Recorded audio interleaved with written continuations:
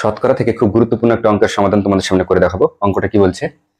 744 টাকায় কোনো দ্রব্য বিক্রি করলে 7% ক্ষতি হয়, দ্রব্যটির ক্রয় মূল্য কত? তাহলে এবার একটা জিনিস আমাকে বুঝতে হবে, কি বলছে যে 7% ক্ষতি হয়েছে জিনিসটা বিক্রি করে। তাহলে এখানে যেহেতু পার্সেন্টেজ বলেছে, তাহলে আমাকে কি করতে হবে? এখানে 100 ধরে নিতে হবে। তাহলে কি, জিনিসটা যদি আমি 100 টাকা দিয়ে কিনি, সাপোজ জিনিসটার মূল্য কত? 100 টাকা। তাহলে কত পার্সেন্ট ক্ষতি হচ্ছে? 7%। তাহলে বিক্রি করছে কত টাকায়? মানে 93 টাকা। 7 যদি বিয়োগ করে 100 সাপেক্ষে তাহলে কত হয়? তাহলে আমার এখানে হয় 93 টাকা, মানে 93 টাকা বিক্রি করছি। তাহলে যখন 7% ক্ষতি হচ্ছে তখন আমার বিক্রি মূল্য কত? 93 টাকা। মানে জিনিসটা যখন আমি এক কথা যদি এভাবে লিখি যে 93 টাকা বিক্রি করছি, তখন এর ক্রয় মূল্য কত হচ্ছে? ঘুরি লিখলে 100 টাকা হচ্ছে, কারণ এখানে বিক্রয় মূল্য দেওয়া আছে, ক্রয় মূল্য আমাকে বার করতে বলেছে। তাহলে কি ভাবে হবে? 93 টাকা যখন এর বিক্রয় মূল্য হচ্ছে, তখন এর ক্রয় মূল্য কত? 100 টাকা।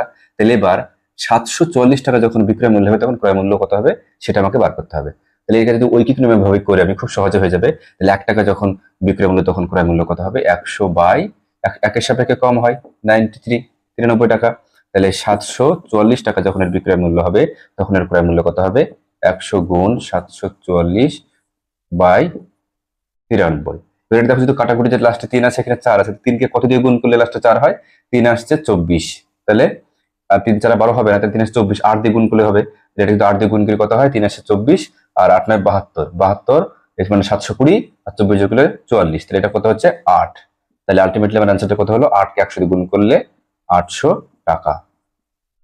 আশা করি বুঝতে পেরেছো। তাহলে আমার অ্যান্সারটি কত হলো? এখানে 800 টাকা জিনিসটার ক্রয় মূল্য ছিল। 7% লসে বিক্রি করার পর বিক্রয় মূল্য হলো 744 টাকা।